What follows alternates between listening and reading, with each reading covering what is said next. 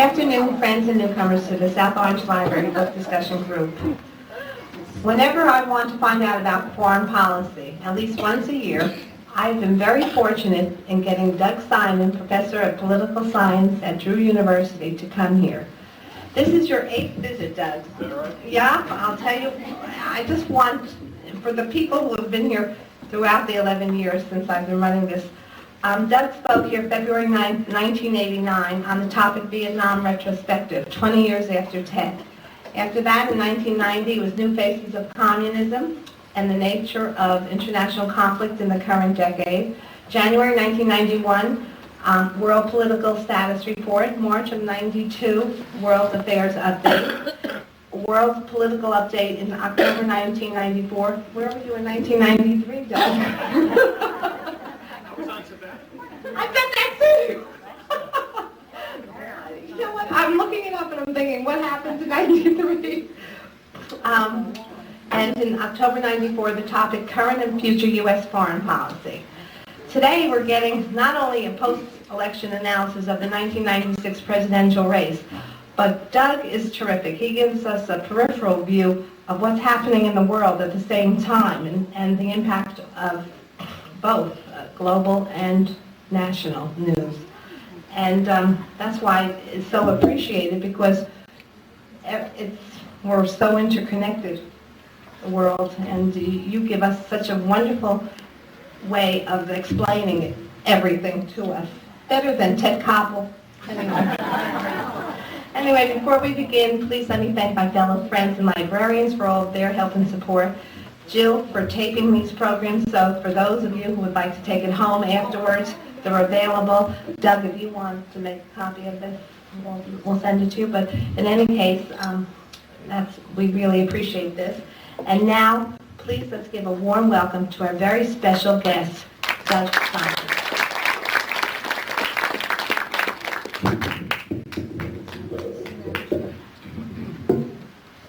I wished I were making the money Ted Koppel was making. It's always fun to be back here. I hadn't realized how many times that I had been here. I think I would get a real estate agent and look for a house over here. I'll be much closer. What I'd like to do this afternoon is to present a few thoughts on what I perceive to be either near-term problem areas or at least areas of interest I think that are worth monitoring over the next few months, perhaps even weeks, and conclude with some comments on the role of foreign affairs in the re-election of Bill Clinton and the defeat of Bob Dole 2 days ago. As I began to put some notes together on paper for this presentation, I thought about our own election just 2 days ago, and something very quickly became evident to me. Namely, that in one way or another, each of the problem areas that I was choosing to talk about today involved leadership change. In some cases, such as Israel, and in Turkey, and in Afghanistan, it was leadership change that had recently occurred and was already beginning to have an enormous impact. In other cases, such as Russia, it was leadership change that was apparently in the making. And in places like the United Kingdom, we are talking about leadership change that is likely to occur in the near future, with the Prime Minister standing for a new election before too long. Now, the extent to which we can predict the precise impact of leadership change is problematic, I will admit. But certainly where it has already occurred, as I indicated, changes are taking place and may prove to be very profound. I think of all the recent leadership changes, the one occurring in the Middle East, specifically in Israel in the recent election, is by far the most important. The defeat of Shimon Peres, who by the way will be speaking at Drew next week, some of you may have heard, and the election of Benjamin Netanyahu and his Likud coalition, in very short order, has had a disturbing impact on Middle Eastern politics, most specifically a near devastating effect on the Oslo peace accords. The central issue in the latest breakdown of the peace process is not the opening of the tunnel at the Aqsa Mosque in Jerusalem. There are far deeper frustrations among the Palestinians over the paralysis that has now gripped the peace process.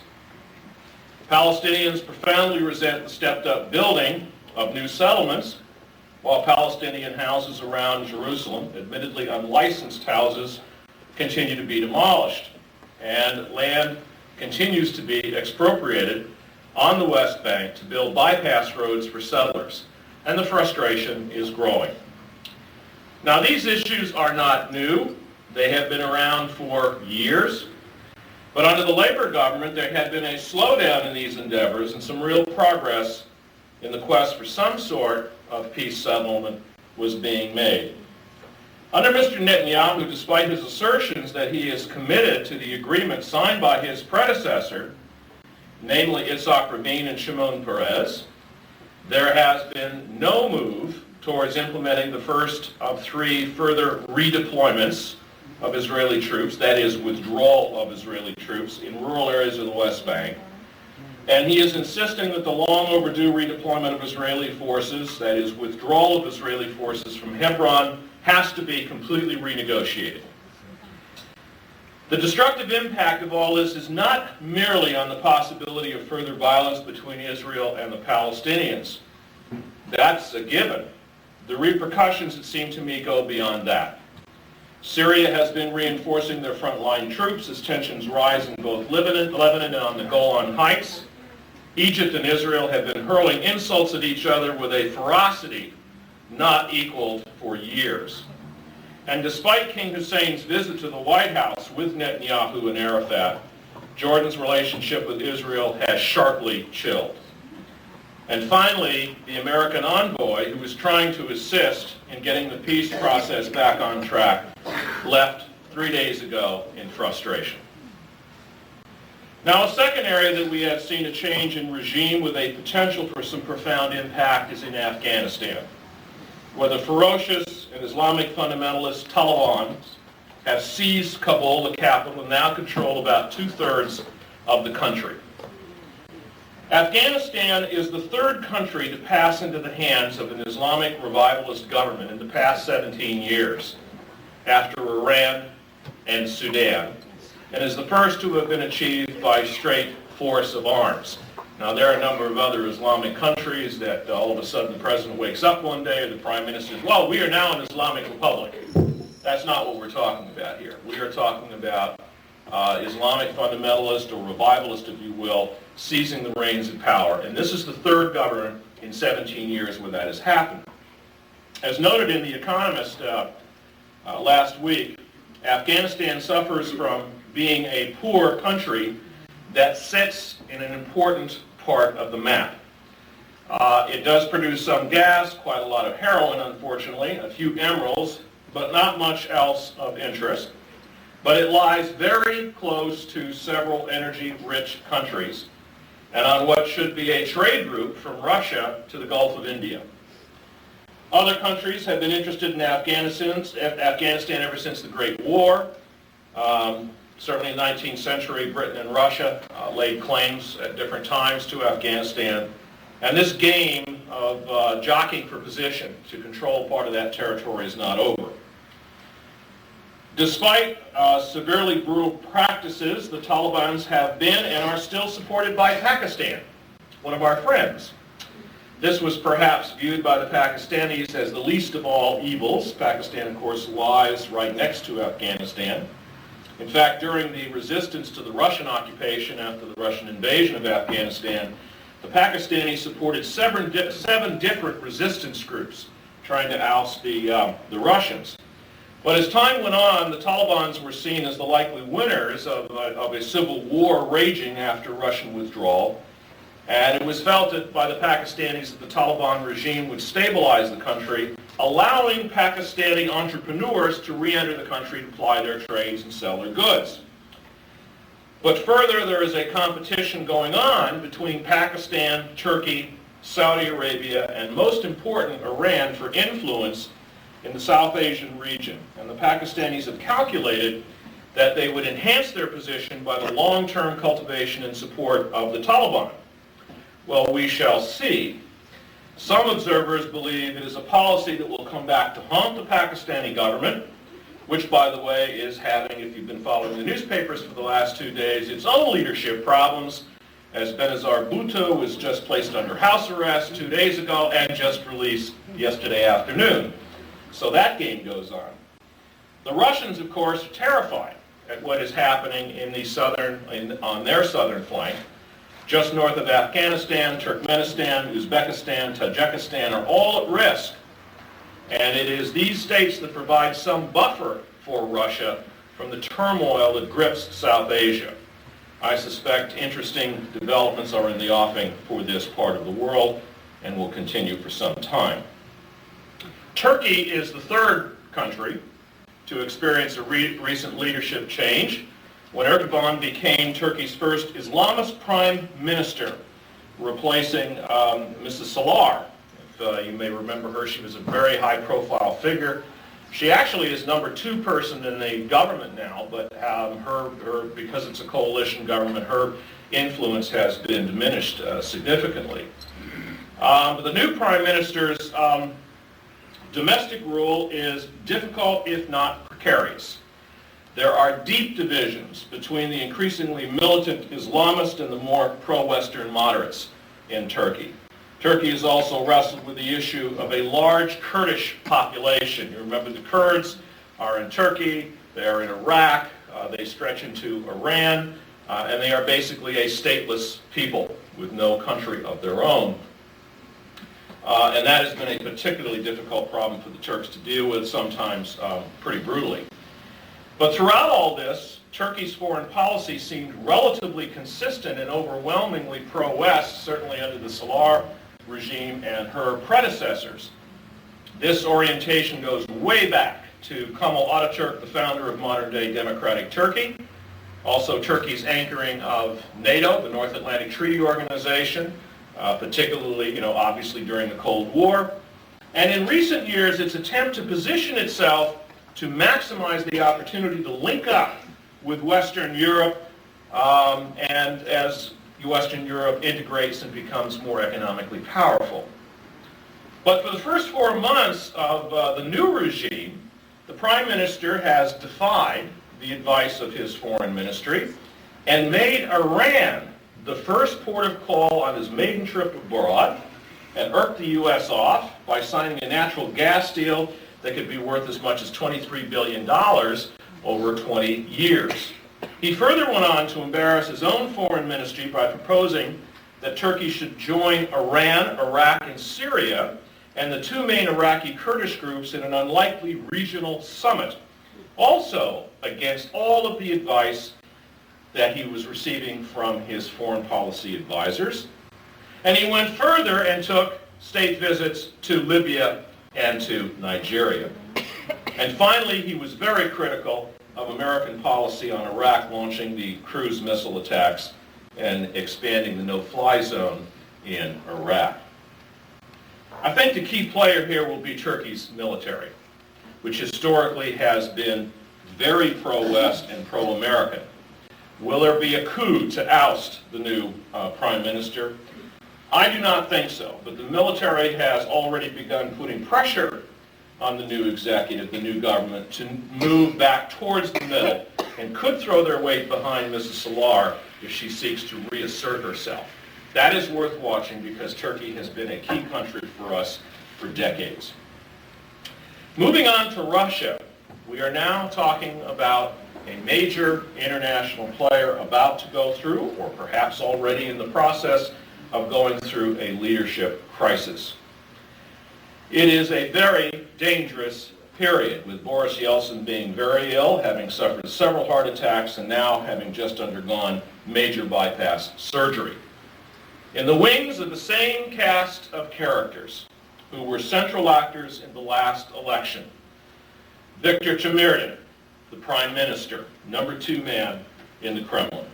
Alexander Ledbetter, formerly the National Security Advisor, hero of Afghanistan, military hero of Afghanistan, fired recently by Boris Yeltsin as the National Security Advisor. And of course, Gennady Zyuganov, the head of the Communist Party and the most significant challenger to Mr. Yeltsin in the last election. I think we are looking at best, despite the fact that the surgery was successful, if all goes well, I think we're looking at a 3 to 4 month, perhaps, leadership vacuum. A degree of power shift already took place just before the surgery when Yeltsin instructed Russia's foreign, interior, intelligence, and defense ministers, those are the power ministers, who normally report directly to the president, to now begin to coordinate their actions with Mr. Chmyrdin. Apparently he just signed a document when he came out of surgery that reasserted his own power, so Chmyrdin doesn't have that power anymore. It's kind of like a power of attorney sort of thing. I think one danger point in the future is if, having handed power over to Chmyrdin just before his surgery, and the president having taken it back, nevertheless he has a difficult recovery, and it is difficult for him to carry out his duties as the head of the Russian Republic, a constitutional fight may ensue. If Yeltsin at some point is forced to step down for medical reasons, or perhaps, unfortunately, he should pass on, it seems to me Mr. Chmyrdin will face some pretty dismaying prospects. What do I mean by that? Well, Yeltsin's political machine has already used up all of its year's cash and favors getting him reelected in the last election. You think we've got campaign contribution problems in this country, you ought to see what they got over there. They are literally paying people off right and left in the election. But all that money is gone now. Chmyrdin doesn't have that pool anymore. The economic climate is growing somewhat chillier, with the economy shrinking in recent months rather than expanding. And winter is drawing in with power and food shortages in Russia. So it will indeed be interesting to see how the Russian Republic maneuvers itself through this crisis period. Now, another leadership change may take place in the United Kingdom in the upcoming elections. Tony Blair, the head of the Labour Party, is as much as 20 points ahead of John Majors of the Conservative Party. Majors has been in for some time now. He has been struggling with low approval ratings for some time, and Blair seems to be pulling, if you forgive me, somewhat Clinton-esque-like moves by moving his party closer to the middle of the political spectrum. He has modernized the left in Great Britain. Old-time Laborites now, no doubt, feel some sense of betrayal, perhaps not like traditional liberals of the American Democratic Party. If he is true to his word, a Blair government at 10 Downing Street would probably not manifest a radical shift in policy, particularly in the area of foreign policy. What about our own elections? What role did foreign policy play there? I thought I might make a few comments there, and if you want to speculate a little bit with me in a question and answer period about where the Clinton administration may be going, I'll be happy to do that. Common wisdom is that foreign policy plays little role in presidential elections. I think along with the personality of the president, which has historically been very, very important, issues like the state of the economy and taxes and education and crime, drugs, welfare, medical health delivery systems, these are the issues close to the day-to-day lives of voters in this country, and are the things that seem to make the difference in voting preference. There are, to be sure, however, exceptions. Ask Lyndon Johnson, who saddled with a quagmire war in Vietnam and faced with the probability of electoral defeat, withdrew his name from consideration in the 1968 election. Consider poor Jimmy Carter, whose competence to deal with a foreign policy crisis, the seizure of the U.S. Embassy compound in Tehran and Iran, was questioned and may have destroyed any chance for his being selected for a second term. What was the common factor in both of these cases? Americans were in harm's way. In one case, dying in a war of questionable wisdom, and in another, held prisoner by religious fanatics. In both cases, the President of the United States was held responsible for not dealing with these situations in a competent way and resolving them. On the other hand, one would have thought that George Bush's stunning foreign policy success, first the building of an extraordinary political coalition and second, waging Desert Storm against Saddam Hussein would have served him well in his re-election bid. But most analysis indicates that the failure of the U.S. economy to work its way out of the recession, whoever's fault it was, probably cost Bush the election in 1992, and perhaps unfairly, the Gulf War victory seemed forgotten by the electorate. So with the understanding that foreign policy generally does not play a major role in most presidential elections, nevertheless, what role did it play in 1996? Well, regardless of how one felt about the candidates, what one's voting preference was, the fact remains that Bob Dole found himself in a difficult situation for several reasons. First, what appeared months ago to be a series of potential foreign policy failures for Bill Clinton were in fact turned to his advantage and contributed to his credibility in foreign policy. Clinton's early foreign policy was shaky at best and several times flirted with outright disaster, such as when he shifted the mission of forces in Somalia, resulting in 18 dead Americans and bodies being dragged through the streets of Mogadishu. This, in fact, was probably the low point for his foreign policy. Vacillation on Bosnia and Haiti both certainly did not help the president. But then Clinton began to make some decisive, if risky, moves. Each one, was greeted with pretty harsh criticism and predictions of doom. One such decision was our intervention into Haiti's communal warfare, at the time bordering on anarchy. Haitians were dying randomly in the streets, if you'll remember, at the hands of thugs, either being shot or beaten. Surely this was not an environment we wanted to send American forces into. The results were going to be disastrous. These guys, American GIs, are going to be picked off on the street, right? In fact, President Aristide was put back into power, and not one American died, with the exception of a tragic suicide. Bosnia. Not merely intervention, that was dangerous enough. But the audacity to try the impossible and get the heads of Bosnia, Croatia, and Serbia around the same table right at Patterson Air Force Base in Dayton, Ohio, and hammer out at best a shaky peace, that seemed to be ludicrous. In fact, the Bosnian intervention resulted in virtually no casualties on the part of Americans, and the admittedly tenuous Dayton Peace Accord has up to now held up, with elections having taken place just a few weeks ago. And Mexico, its economy reeling, requested assistance, and Clinton undertakes the great American bailout to the tune of billions of dollars, along with some of our high roller allies. The critics yelled, "Giveaway, this is ridiculous, we will never see the money again." The fact is, most of the money has been paid back and we have made money on the deal.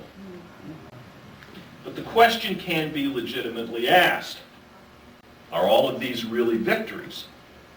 Paul Wolfowitz, the dean of the Paul Nitze School of Advanced International Studies at Johns Hopkins, and a Dole foreign policy advisor, observed, "We have a lot of make-believe successes here. The claims to success are overstated, and the crises only postponed. For instance, in Haiti, the implementation of democracy is unfinished, and economic poverty is still rampant. In Bosnia, elections were not exactly fair, and underlying causes of the conflict were not, in fact, addressed. And the situation in either case could blow up. And the Mexican economy still has its ups and downs. But despite this analysis, the fact is that at least up to now, Clinton has defied many of his critics, and two major interventions were pulled off without any major loss of American lives. The second problem that Mr. Dole was faced with was that there are limits as to how critical he could be. Now, it is true that as the campaign progressed, Dole became somewhat critical of foreign policy, but it is worth remembering that Bob Dole has not been a member of a wing of Congress that believes that the legislative branch of government should play a greater role in foreign policy. That wing grew out of the Vietnam era and those members of the House and Senate who felt betrayed by the White House. Dole is a member of the old school that holds a firm belief in the broad authority of the president to carry out foreign and military policy. He tends to support American military operations abroad, even when he resisted undertaking them in the first place. The bottom line is that once the president moves, Dole's inclination is to support him regardless of his party. The third problem for Dole was that Clinton, just as he had done domestically, seized specific foreign policy issues right out from underneath the Republicans. 3 cases in point. Clinton's backing away from multilateralism, specifically the business of always seeking the approval of the United Nations before the United States may move. This was most recently manifest in the unilateral expansion of the Iraqi no-fly zone and the launching of the cruise missile attacks against Iraq. It never saw the light of day in the United Nations before the United States instituted those policies. Second, the president's stated intention to veto the selection of Boutros Boutros-Ghali for a second term as Secretary General of the United Nations. That is a major issue of the Republican right, of the conservatives. Clinton took it right away from him and said, I don't want him in there either. And as head of the government, I'm going to make sure that he doesn't become Secretary General for another term. And finally, Clinton supported the Helms-Burton legislation, providing for punishment of foreign companies using properties illegally expropriated from citizens of the United States. The most obvious and controversial country involved here is, of course, Cuba. The law enraged some of our allies, whose companies either have investments already in Cuba or were about to invest large sums in new ventures on the island. But unfortunately for Bob Dole, this law, which had the support of Bill Clinton, is the favorite of American foreign policy conservatives. The last problem with Mr. Dole's dilemma was the reality that Dole and Clinton were not all that far apart on foreign policy. They both believed in engagement, not isolationism. They both support the concept of free trade. They both supported the North American Free Trade Agreement. They both understand and are committed to American leadership in the world. And both agree on the centrality of Russia and China in world affairs, and that both of these giants are important to the United States. In summary, while there may have been some disagreements between Mr. Dole and Mr. Clinton, and Dole could certainly be critical of some of the president's foreign policy positions, there were some very real constraints on what Dole could do in this area. There did not appear to be any single foreign policy issue that was big enough for Dole to use as an effective weapon against the president. Put simply, there was no Vietnam, there were no Iranian hostages. On that, I think I'll close and open it up for any questions you may have.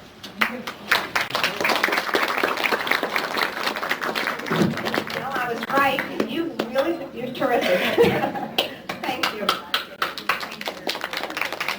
Yeah, I'll take some questions. Sure. Did you hear about that American businessman that was killed in Russia? Yes, I did. Yeah. Well, what's the significance of that? Well, without knowing for sure who did it, my suspicion is that it was one of the crime syndicates, or crime syndicates were hired to assassinate him. I think it is one of the biggest problems that the Russian Republic is going through right now with regard to its economic reform movement, the institution of a market economy.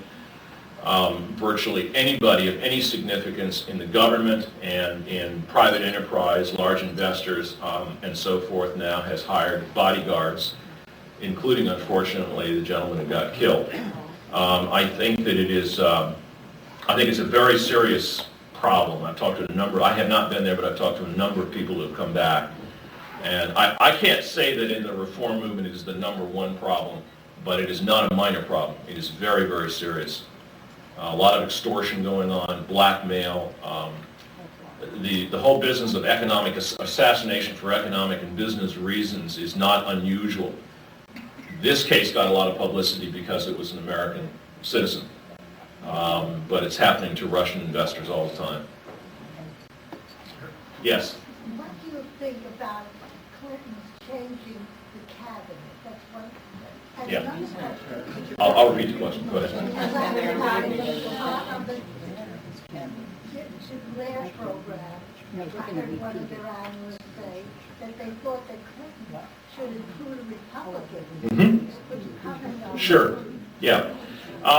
The question had to do with changes in the Clinton cabinet, and appropriately enough, at least 3 of those changes, or 2 of those changes will be in the foreign policy area, Secretary of State and Secretary of Defense, and maybe some others as well. And the second part of the question was whether or not, as one analyst put it on Jim Blair's program the other day, whether he should include a Republican in the cabinet. Number one, none of these come as a surprise. All 4 who have Hazel O'Leary and Mickey Cantor and the Secretary of Defense, Secretary of State, all 4 had indicated they were going to leave. And I think in the case of Hazel O'Leary, there was a lot of pressure for her to leave because of the controversies. So there was no surprise there. I think he knew that's coming. My guess, he's got his list all drafted up, and he will make announcements rather quickly. So no shock there. It's not any kind of a statement, with regard to their disaffection with the administration at all. They were all very hardworking. Who will replace these people? Prediction is really tough. Time Magazine, I think, did an article, a big spread just a couple weeks ago. This huge organization chart. It was like a flow chart, like a tree, of who was leaving and the 3 or 4 prospects ready to take those positions.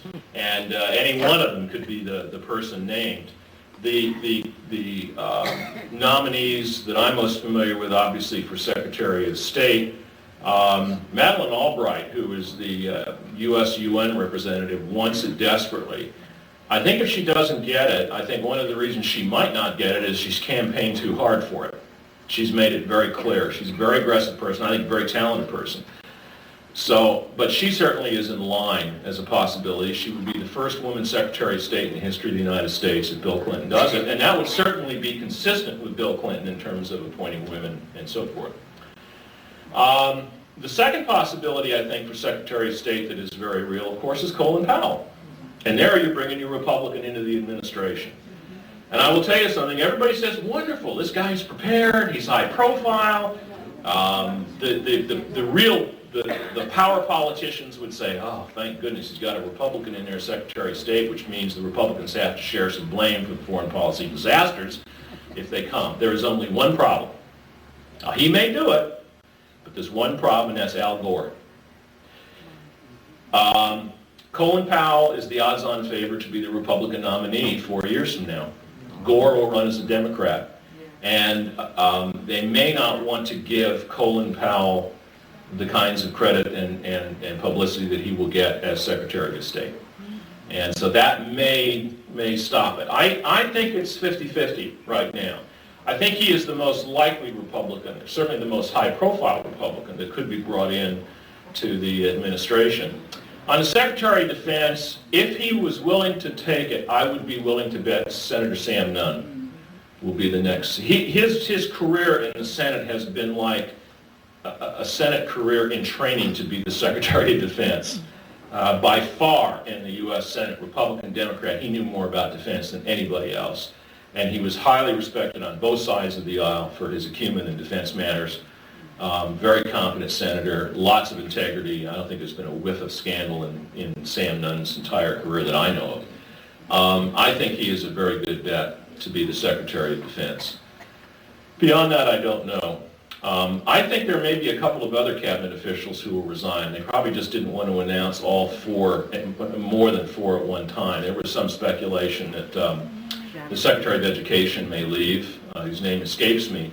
But I remember that distinctly because Tom Kane, who's the president of Drew, was listed in Time Magazine as the number 2 person likely to take that position.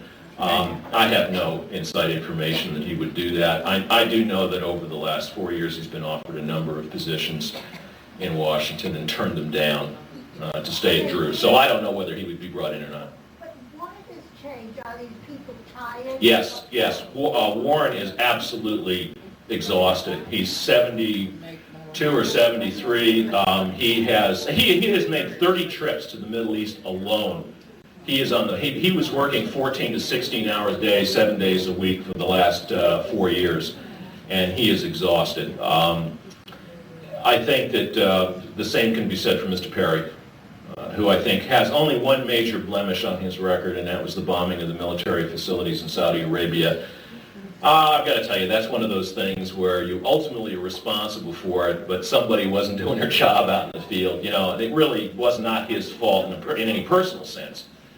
I think he's been a good Secretary of Defense, but he's tired. These guys are exhausted. I mean, they have just, put in an enormous number of hours and a lot of work and a lot of stress.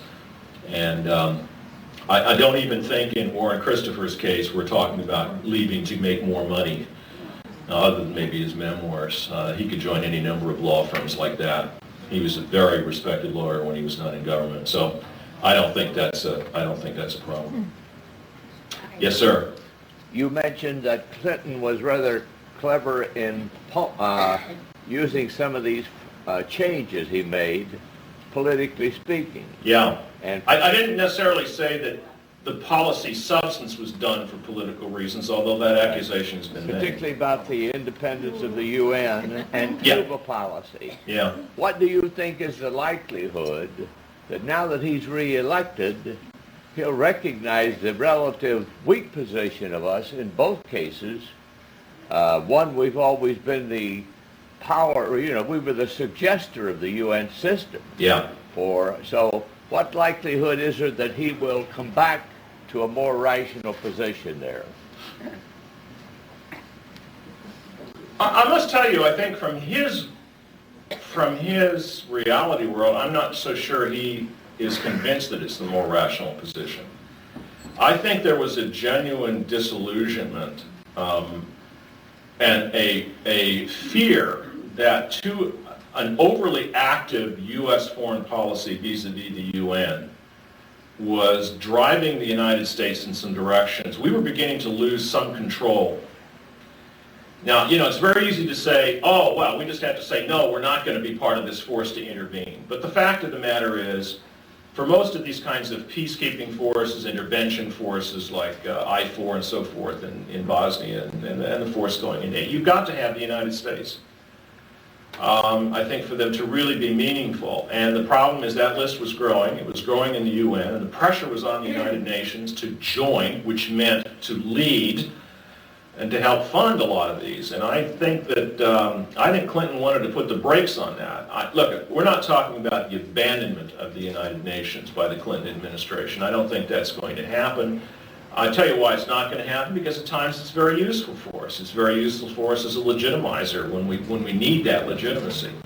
But I think Clinton has been moving more and more towards a position that, particularly given his experiences with the UN in Haiti and the UN in Bosnia, that there are times when there needs to be some very firm initiatives taken unilaterally or perhaps with our NATO allies, and that the tendency in the UN is to waffle around too much, to dilute too much. I think Clinton was very frustrated with the UN operation in Bosnia-Herzegovina.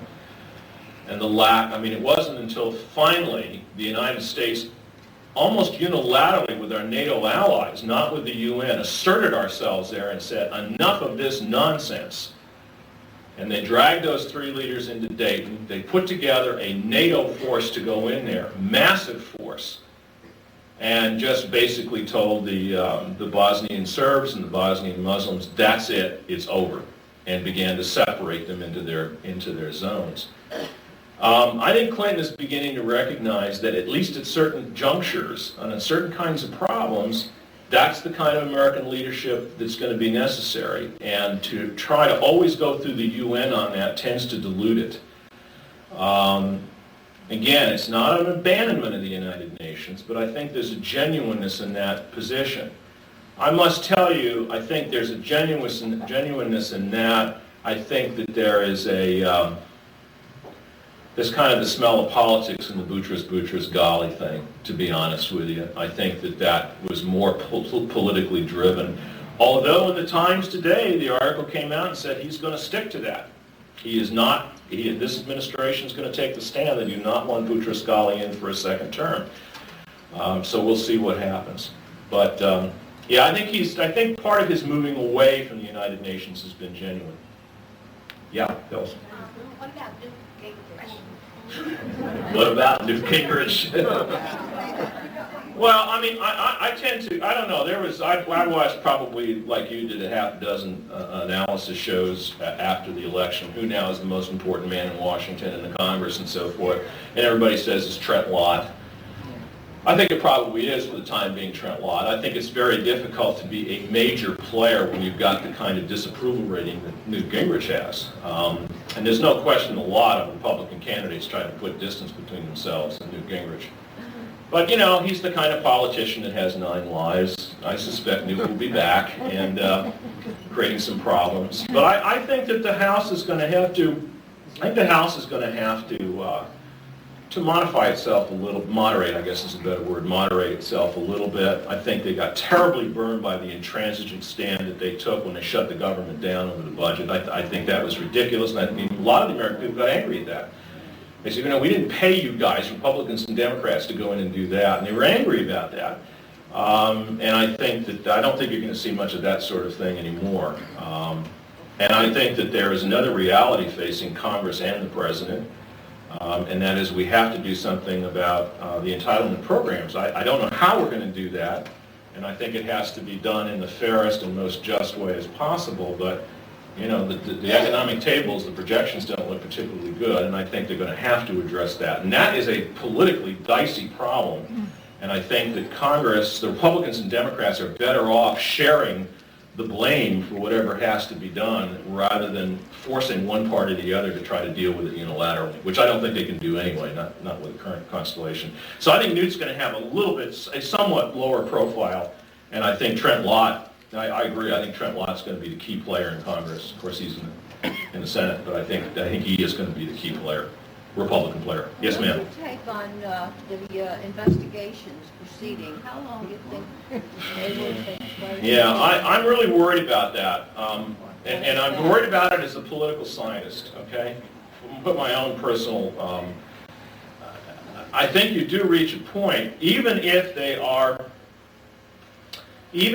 are justified, the mere fact that so many are likely to take place distracts from business. Not only distracts on what the president is doing because he's trying to defend himself and the First Lady 8 hours a day. And we saw this in Watergate. I mean, government was just about ground to a halt. Kissinger writes about this in his memoirs and how difficult it was, first getting the ear of the president, and then secondly negotiating with other countries because the perception was this was a lame duck president who couldn't run the government.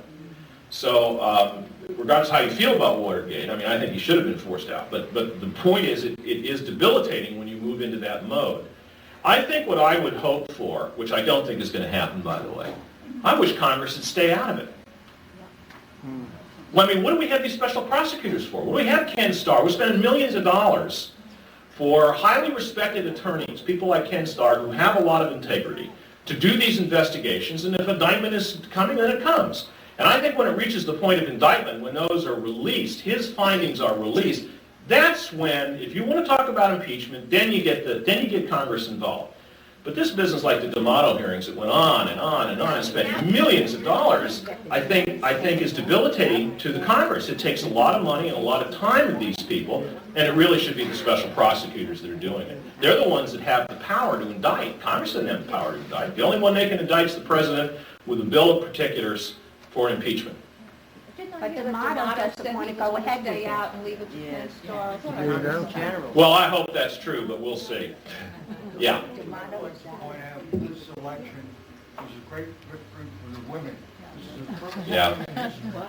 We can't hear control the eventual election. Yeah. in the United States. Yeah, the gender gap was enormous. The figures have tended to bear that out. Yeah, it really was. Yes, ma'am, in the back. How about Janet Reno? Is there's talk about her stepping The latest speculation is that she likes her job and she's going to try and stick around. She she was kind of forced into a position of authorizing expansion of the special prosecutor on this latest scandal business with the Indonesian money and so forth. But I suspect that she'll be around for a while. Today's paper said they, I'm sorry, the what? in today's paper they said that things are going to go. I don't think Clinton can do that. I think if Clinton lets Janet Reno go, he is in for big trouble. Politically, it is dynamite.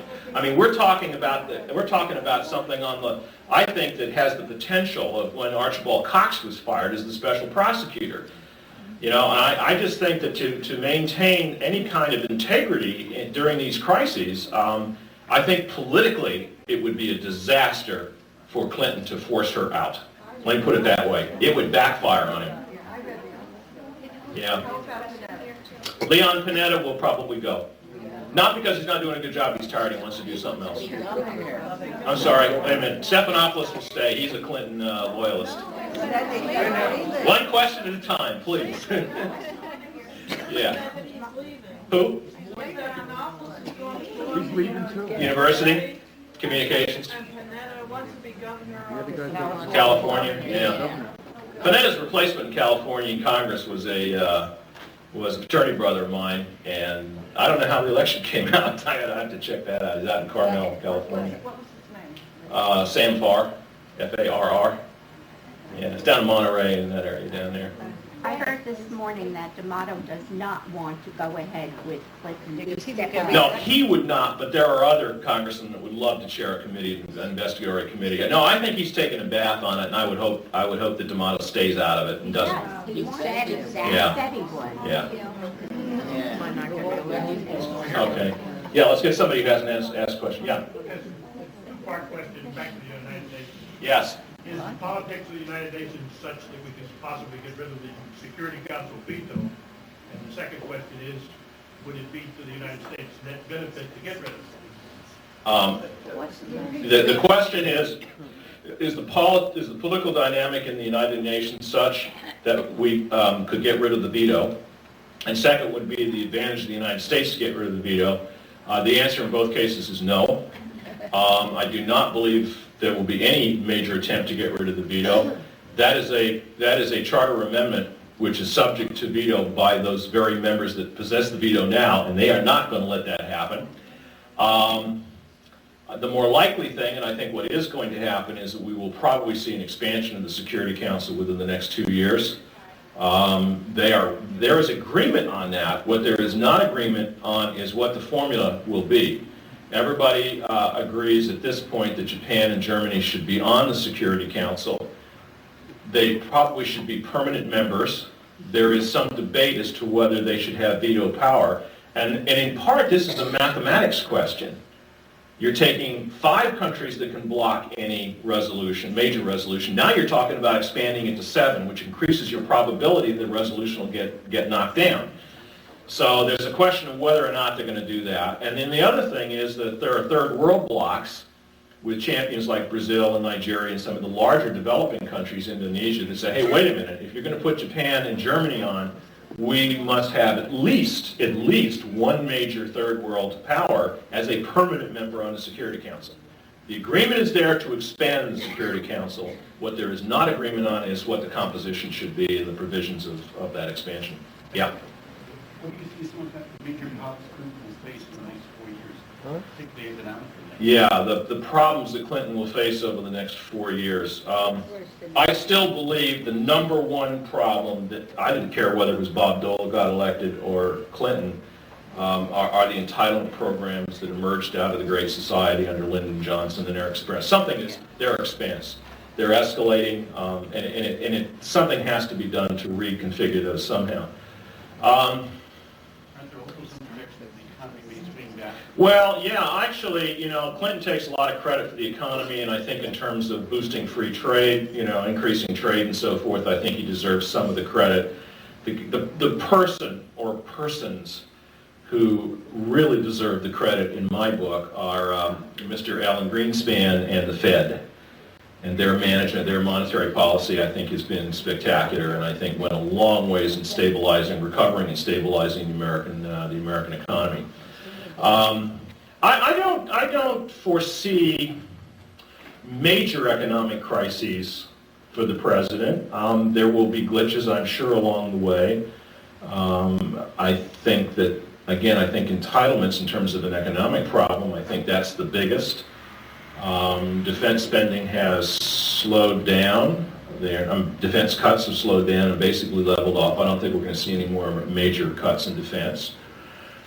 I think the biggest problem, non-economic problem, but has economic undertones to it that this country is facing, and I think the leadership on it has been terrible over the last 20 years, is the race problem. I think it is devastating, and I think we are ready for some leadership, major leadership, both within and outside of the government. And it's like people didn't want to talk about it until, South LA burned, and all of a sudden people start making pronouncements, and then a few black churches get burned down, and then people pontificate. I mean, where is the leadership on this? More than a century ago, almost 2 centuries ago, a fellow named de Tocqueville came to this country and wrote a magnificent book. Actually, it's out in 2 volumes on democracy in America. And we weren't much more than a frontier state when he wrote, and not nearly as big as we are. But his powers of observation were absolutely incredible. And he said then, over 150, at least 150 years ago, that the problem that is going to plague this country throughout its history is going to be race, and we better deal with it. So I think that's important. I frankly think that is a more important problem than quote, the immigration problem. I think the immigration problem will be dealt with, it'll be worked out. There will be a certain degree of assimilation, and we will get through that as we have other waves of immigration. But the core problem of the relationship between the races is a very, very serious problem, and I think really deserves some better leadership than it's had in the past. Yes, ma'am? Wouldn't the affirmative action vote for California? Tend to reverse that, yeah. I was disappointed in that. I understand why it occurred. I mean, that's not difficult to figure out. Affirmative actions, and the reversal in California. But look, that's democracy. They have the right. The voters in California have the right to do it. You can expect now a wave of court challenges, I'm quite sure. I was not pleased about that. On the other hand, I was very pleased with what happened in Colorado and the initiative there in terms of this almost like a stealth resolution that was put on the ballot that sounded wonderful, that parents have the right to instill values in their children and so forth, and nobody else does, or something to that effect. But in fact, legally, it had the potential to be very, very dangerous, to affect intervention, for instance, in child abuse cases. The teachers of the state of Colorado were absolutely terrified because it said, I mean, where does the teaching of values stop? I mean, cooperative behavior is a value you want to instill to your children. Does that mean parents are the only ones that can do that? I mean, the potential was it seems to me, very dangerous, and I think that the people of Colorado thought twice before they went ahead with it, even though that had led in the polls for some time, and then they backed off on it. But you're right, the affirmative action thing in California. Although I must tell you, having grown up on the West Coast, I almost never looked to California as a bellwether of this country.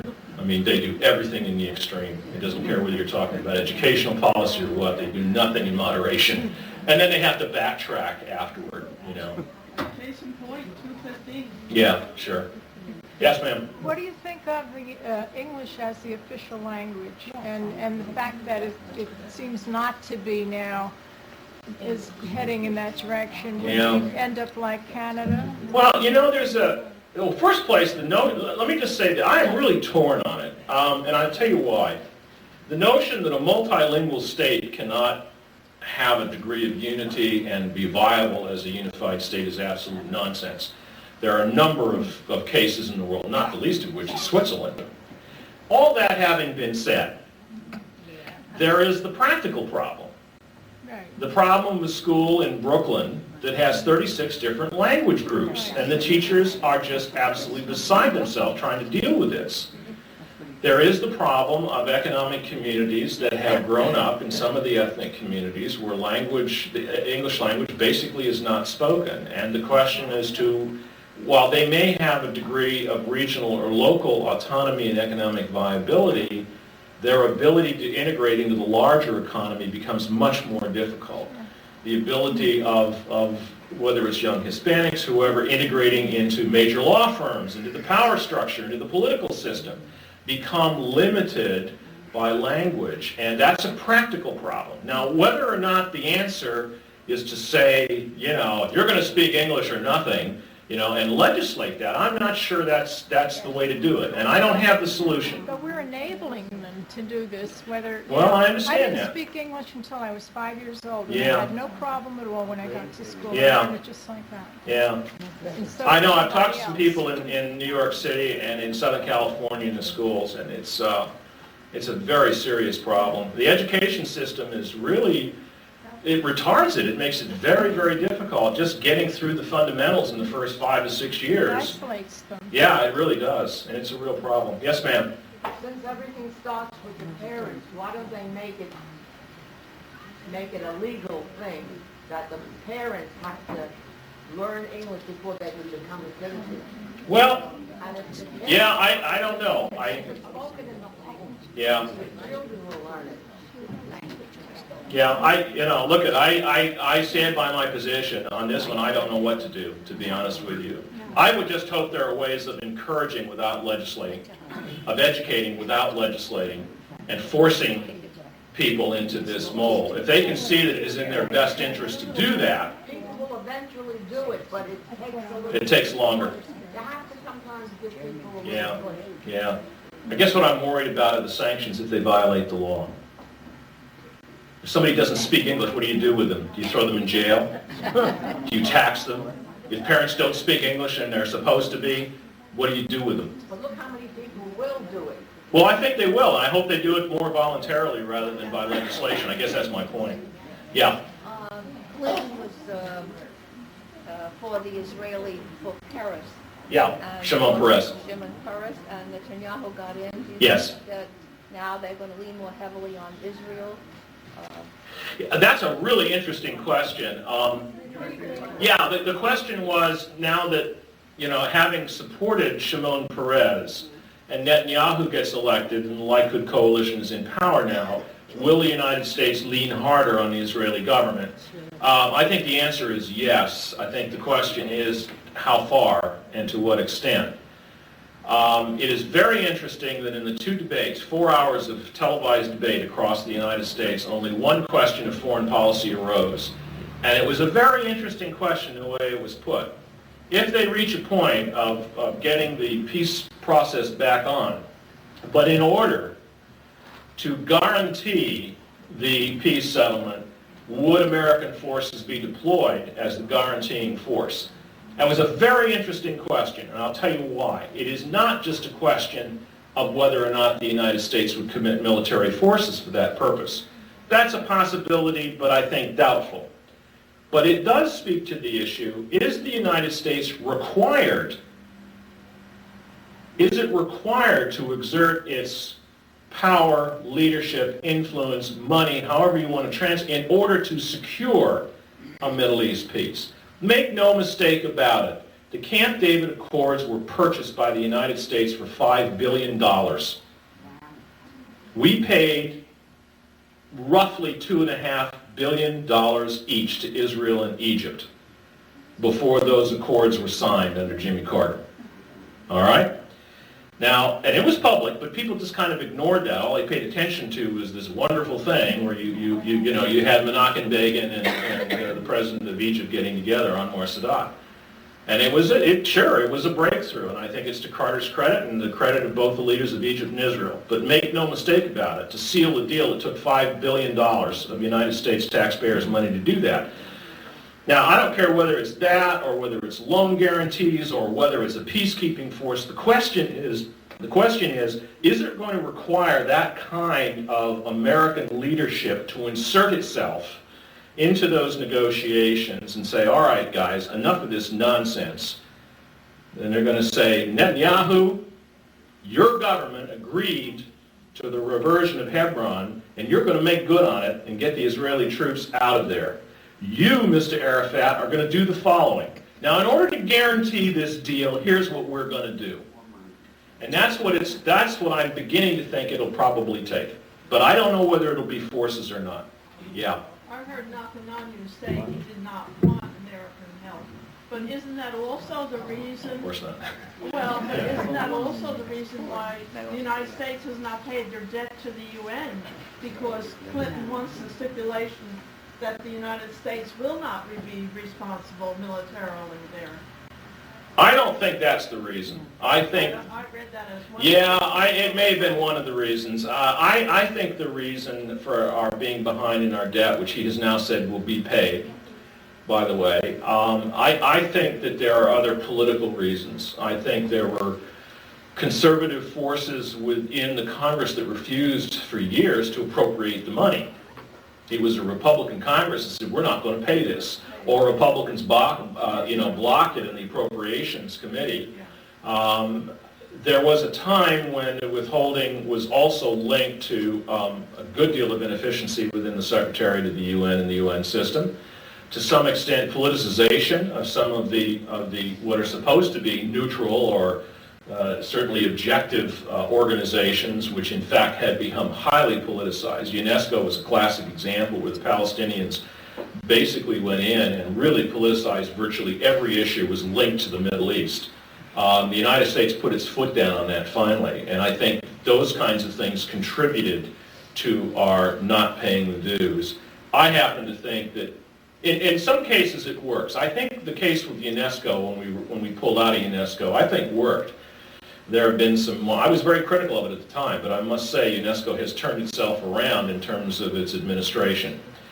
But I'm still not real pleased with the idea of the United States carrying a $4.1 billion deficit to the UN and knowing it. I think when you do that, you diminish your ability to exert influence. You undermine your credibility, and I didn't really like that. But apparently there are moves afoot to correct that situation. Yes, way in the back. I was just thinking, if Madeleine Albright is selected, right, and has to go to the East, Middle East, to represent the United States right. in peace. Now you know what the men think of women over there. Yes. What sort of impact would she have? The men think that women are second-class citizens. Yeah. They treat them like that. Yeah. Talk about them like that. Now, what sort of impact would she have? Yeah, the question had to do if Madeleine Albright is named Secretary of State and would have to travel to the Middle East, given what at least some elements within the Islamic world, namely men, think of women and treat women does not put her in the United States in a difficult position. I think there are some precedents. I think President Salar, as president of Turkey, and had a rather successful run before this latest leadership change, was an example of a woman who became the head of a state of fundamentally Islamic, not a fundamentalist, but an Islamic state, and managed to survive it pretty well and operate well. There are examples of American women diplomats, and one who was very controversial, but up until the Iraqi invasion of Kuwait, up until that point was very successful, and that was April Glaspie, who was the American ambassador to Iraq, who had actually quite a good record up until just before the war and then the big controversy. There is precedence for women diplomats to operate in that part of the world. It is difficult, but I would also submit that it might be propitious under those circumstances, if it's necessary, to send a Deputy Secretary of State for Middle Eastern Affairs to do most of the negotiating. And the United States is also big and powerful enough, quite frankly, to say to some of those heads of state, you don't like it, that's tough. If you want to deal with this, you're going to deal with her. Yes, right. And I think, bottom line, that would be the position that the government would take. They would do it very diplomatically, but that would be the message that would be sent. The governor. What's the likelihood of campaign? The governor of New Jersey. What's the likelihood of campaign reform? This is not really my field. I've heard a lot of talk. I'll believe it when I see it. I'll believe it when I see it. I think the only campaign reform that is going to mean anything, and some of my colleagues in the department disagree with me, I'm a Pollyanna when it comes to this, but I think the only campaign reform is no private money. That each candidate is given, according to how well they did in the previous election or some other formula, is given, quite frankly, you've got $3 billion or you've got $800 million or whatever it is to run a presidential campaign, that's it, period. That's it. You don't get any more, and you don't get any more from anybody else. You don't get any PAC money, you don't get any corporation money. And yeah, that's fine, but I'm going to tell you something, that's not going to happen. That is not going to happen. Yeah. One of the Western states passed a referendum making it legal to use marijuana. Arizona for medicinal purposes? Yeah. I think that might be a trend. I think it's A trend. Don't say that. I'll go and see. At the state level, probably, yeah, the liberal states. You know, a state like New York would be a good candidate for that. Arizona having done it. Arizona is a very interesting state because Arizona tends to be a conservative state politically, and yet they were able to pull it off there. So I think it's certainly possible. I don't know that California would be a possibility. I don't have strong feelings about that, to be honest with you. I don't like the drug business any more than anybody else, and there is that business that could open the door up a little bit, and all, you know. So I don't know. I mean, I think if sound medical authorities think that it's important as a pain reliever and so forth, fine. You ought to be able to prescribe it. I mean, as long as it's legitimately done and it's not something that's abused. Yeah. But again, we're getting way off my field here. Yeah. Point out we have serious budget problems, and one of the ways we can control it is to freeze Social Security for just 1 year. I was not going to say that in front of this audience. For Social Security, I personally, I'm approaching retirement age. Yeah, we were talking about the problems of Social Security as a budgetary problem, and one way to solve it would be to freeze Social Security for 1 year. I suspect something will have to be done with the COLA. It will not affect people in this room. It will affect me in a minor way, and it'll affect my children in a big way. I think the age spread, the starting age will change, probably moved up to 67. 65 is the earliest you can do it, and 67, something like that. It will be phased in, and I think ultimately we will have a means test. A means test, basically if you retire with a pension of $100,000 or more, you will only get half or a quarter Social Security, something like that. I mean, if you have a reasonable income to survive on, then Social Security should be used as a safety net. There will be some formula like that in the future. I have no doubt about that. And it's the fiscal realities that are going to catch up with the government. They'll have to do it. Yeah. Listen, I appreciate this very much. Your questions are great. Thank you so much. Will you join us for refreshments? I have another meeting I got to do. Well, thank you. Same time next year.